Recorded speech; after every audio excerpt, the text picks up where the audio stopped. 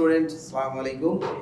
আজকে আমাদের গতকাল পোলার স্থানাঙ্ক কার্টেসীয় স্থানাঙ্কের পরিবর্তন শিখেছি। আজকে আমরা পোলার সমীকরণকে কার্টেসীয় সমীকরণ কিভাবে প্রকাশ করে সেটা আমরা দেখব, বা কার্টেসীয় স্থানাঙ্ক থেকে পোলার স্থানাঙ্ক কিভাবে কনভার্ট করা হয় সেটা আমরা খেয়াল করব।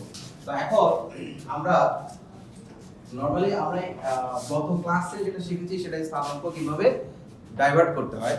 আর এইবার আমরা সমীকরণটাকে পোলার সমীকরণকে কার্টেসীয় এবং কার্টেসীয় সমীকরণকে পোলারে কনভার্ট করব। তাও সেক্ষেত্রে আমরা পোলার থেকে কার্টেসীয় থেকে যদি আমি পোলারে কনভার্ট করি সেক্ষেত্রে আমরা দেখব কার্টেসীয় থেকে পোলার সমীকরণ, কার্টেসীয় থেকে পোলার সমীকরণ। সবাই তথ্যগুলো লিখে রাখলে আমাদের জন্য সবচেয়ে বেস্ট হবে। কার্টেসীয় স্থানাঙ্ক দেখতে আমরা নরমালি যেটা জানি x and y, x square minus y square equal a square. এখানে আমরা গত ক্লাসে শিখেছি x এর ভ্যালু, x হচ্ছে আনুভূমিক অংশ and y হচ্ছে উলম্ব বরাবর। আমরা ত্রিকোণমিতিক যে সমকোণী ত্রিভুজের ক্ষেত্রে x বরাবর আমরা যে ফর্মুলাটা জানি, x এর ফর্মুলাটা আমরা বসিয়ে দেব। x সমান আমরা কি জানি, x equal r cos θ। x equal r cos θ হলে এবং y ইকুয়াল আমরা কি জানি, r sin θ। আমরা গত ক্লাসে কার্টেসীয় থেকে পোলার স্থানাঙ্ককে পরিবর্তন করা দেখিয়েছি। সেখানে কার্টেসীয়র x y এগুলো থাকলে আমরা কোথায় কনভার্ট করেছি, r এবং θ তে। এবার আমরা এখানেও x এবং y কে আমরা কিসে প্রকাশ করব, পোলার সমীকরণ আকারে প্রকাশ করব। তো সেই সকল সমীকরণতে নরমালি আমরা r অথবা θ এই জিনিসগুলো থাকলে আমরা সেটাকে আমরা কি করতে পারবো, কার্টেসীয় থেকে পোলারে কনভার্ট করতে পারবো। x r cos θ minus r, কার্টেসীয় থেকে পোলার সমীকরণ যখন পরিবর্তন করব, এখান থেকে x and y এর ভ্যালুটা r cos θ এবং r sin θ এর আকারে লিখে ফেলবো।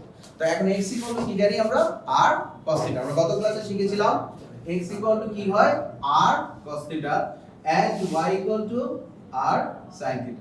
তো এখানে x এবং y এর ভ্যালুটা আমরা চেঞ্জ করে ফেলেছি কিসের মাধ্যমে, r cos θ এবং r sin θ এর মাধ্যমে। তো এখানে a হচ্ছে একটি ধ্রুব পদ। তাহলে এখানে r সমান আমরা r square cos square θ minus r square sin square θ equal a square. এখন আমরা এই পর্যন্ত বোঝা উচিত আই থিং, যেভাবে আমরা লিখেছি x ইকুয়াল কত, r cos θ এবং y r sin θ। আমরা কি করতে বলেছে, কার্টেসীয় আকার ছিল, এটা একটা কি কার্টেসীয় আকার, এটাকে আমরা কোথায় কনভার্ট করতেছি, পোলার সমীকরণ আকারে।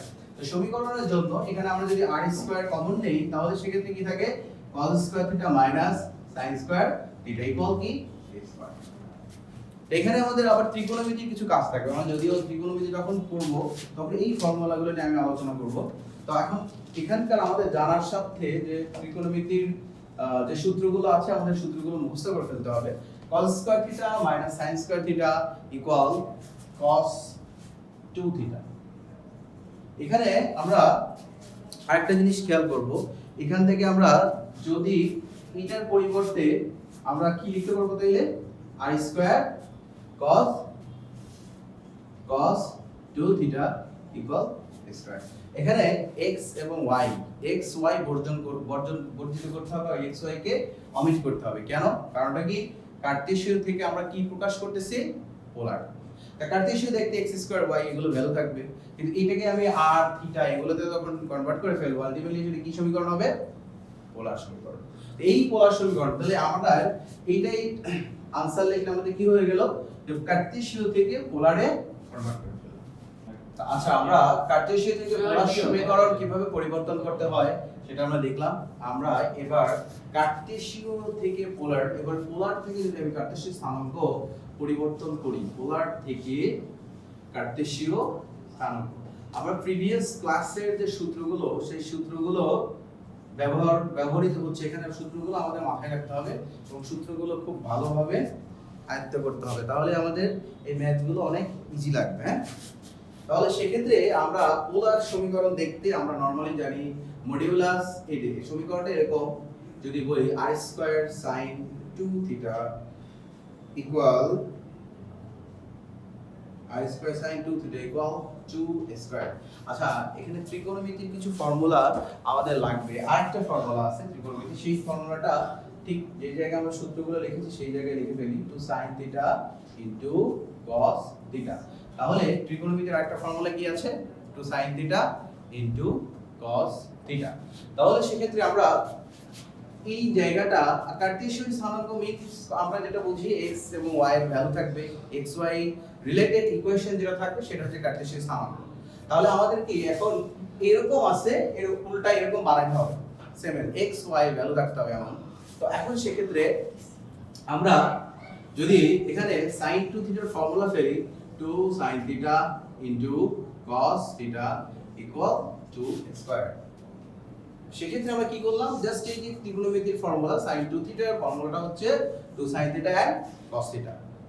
তাহলে সেক্ষেত্রে আবার আরেকটা জিনিস খেয়াল করব, বোথ সাইড থেকে যদি এই r স্কয়ারটাকে আমি ভাগ করে দেই দুজনের মধ্যে, তাহলে সেক্ষেত্রে কিন্তু আলটিমেটলি আমাদের যে সূত্রটা পড়ে r sin থিটা এবং r cos থিটা, এটা আমরা ফর্মুলা জানি। কি ফর্মুলা জানি? x r cos theta, y r sin theta. তাহলে সেক্ষেত্রে আমাদের এই 2 আর এই 2 কিন্তু আমরা কি করতে পারি, দুই পাশ থেকে রিমুভ করতে পারি। সেটা হচ্ছে r sin থিটার পরিবর্তে আমরা লিখতে পারি y এন্ড একটা x, আর এই পাশে 2a স্কয়ার। আমরা বোথ সাইড থেকে 2 টাকে রিমুভ করলে তাহলে সেক্ষেত্রে থাকে xy a square. This was the কার্টেসীয় ইকুয়েশন। তাহলে আমাদের এই কার্টেসীয় সমীকরণ তৈরি করার সময় আমাদের দুটো জিনিস খেয়াল করতে হবে, x r cos থিটা বা r sin থিটা এর পরিবর্তে আমরা xy এর ভ্যালু বসাই দেব, দেন আমরা যে ইকুয়েশনটা পাবো সেটাই মূলত কার্টেসীয় সমীকরণ। ওকে, আমরা নেক্সট আরো প্যাটার্নের যে ম্যাথগুলো করব সেটা হচ্ছে বিন্দুর দূরত্ব রিলেটেড বলতে আমরা কার্টেসীয় স্থানাঙ্কের মধ্য দিয়ে আমরা যে দূরত্ব নির্ণয় করি সেই দূরত্বের ফর্মুলাটা নরমালি আমরা জানি, তারপরেও আমাদের ক্লাস 9 এ এগুলো করা হয়েছে, xy y1 x2 and y2। এদের মধ্যবর্তী দূরত্ব আমি নির্ণয় করতে চাই যদি, তাহলে তাদের মধ্যবর্তী দূরত্বকে আমি r দ্বারা প্রকাশ করলে তাদের ফর্মুলাটা হচ্ছে, আমরা ভুজের পরিবর্তনের বর্গ এবং কোটির পরিবর্তনের বর্গের রুট করলে যেটা হবে সেটাই মূলত হচ্ছে তাদের মধ্যবর্তী দূরত্ব। x1 x2 y1 y2 whole square, এটা হচ্ছে তাদের মধ্যবর্তী দূরত্বের ফর্মুলা। এই দূরত্বের ফর্মুলার মাধ্যমে যদি তিনটি বিন্দু দেওয়া থাকলে সেখান থেকে আমরা তিনটি দ্বারা বাহু দ্বারা গঠিত ত্রিভুজটি সমবাহু সমদ্বিবাহু সেগুলো আমরা বের করতে পারবো।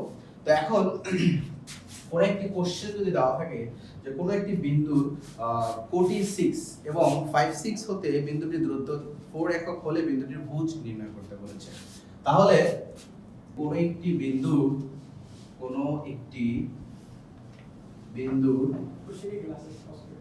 কোটি 6 এবং 5 6 হতে বিন্দুটির দূরত্ব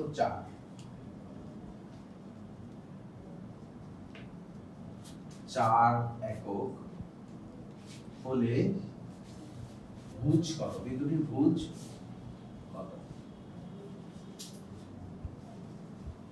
তাহলে আমরা এখানে একটা জিনিস খেয়াল করি যে একটি বিন্দু দুইটা বিন্দুর মধ্যবর্তী দূরত্ব 4 একক।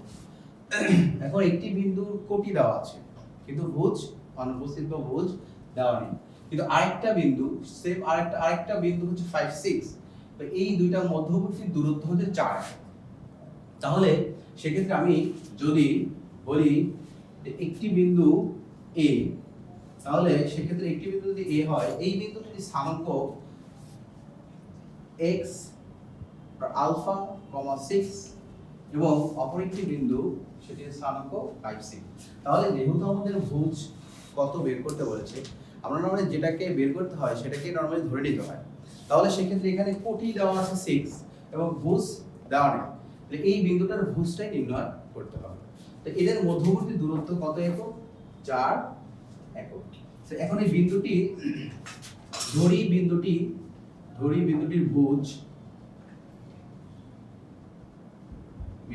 ভুজ ইকুয়াল x দেওয়া আছে, কোটি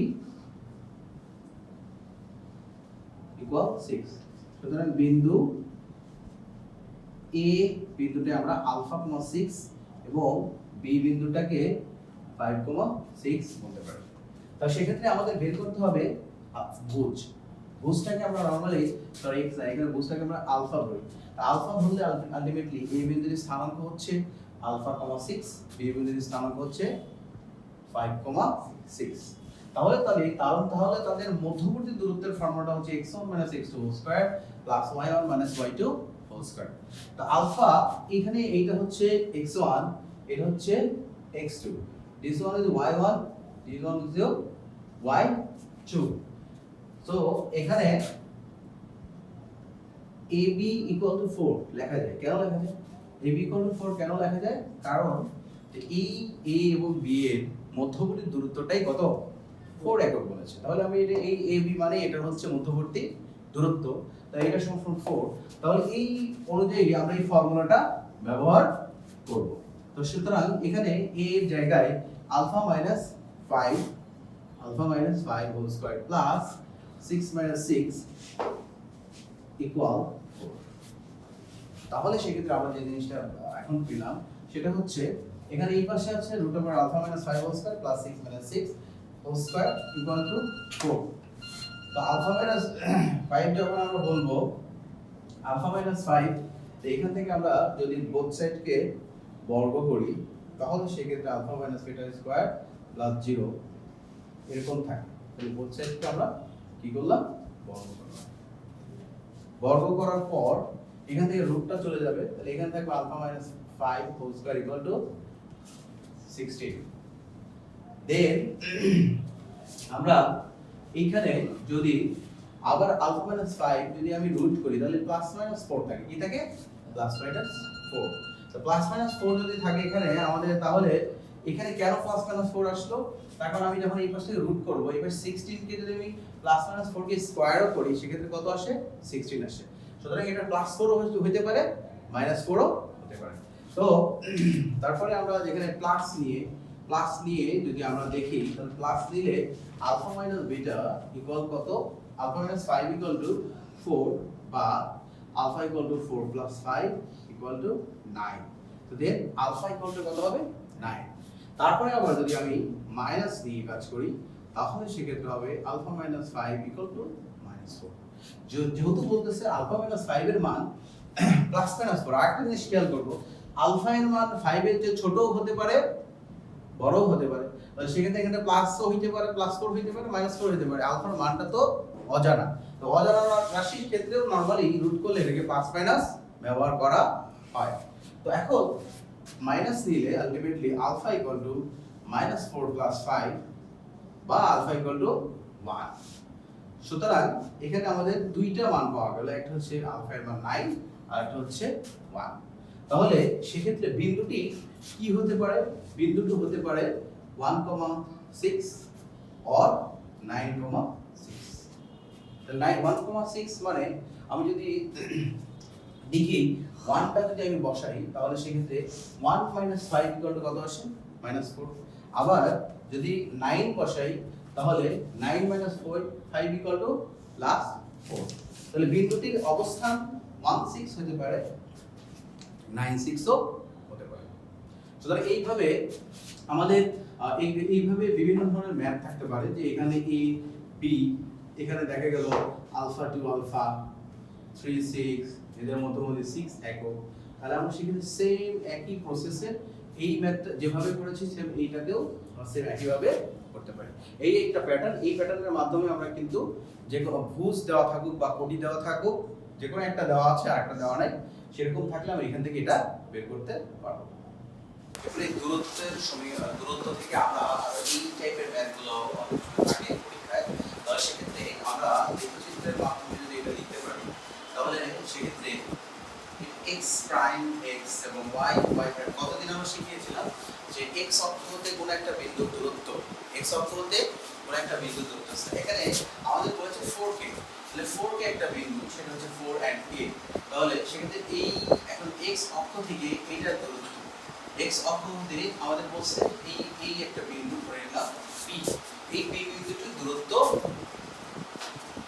কত হবে?